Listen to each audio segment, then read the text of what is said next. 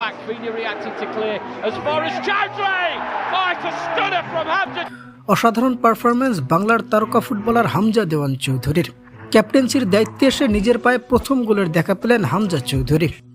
প্রদর্শক লীগ কাপের খেলায় আজ মুখোমুখি হয়েছিল হান্ডারসফিল্ড ও লিস্টার সিটি, যেখানে প্রথম ধাপের খেলা শেষে কোনো দলেই গোলের দেখা না পেলেও দ্বিতীয় ধাপে ম্যাচের 54তম মিনিটে রাইট ব্যাক পজিশন থেকে উঠে এসে ডিবক্সের ভিতর থেকে সরাসরি নেওয়া কিকে দুর্দান্ত এক গোলের দেখা পান বাংলার তারকা হামজা দেওয়ান চৌধুরী।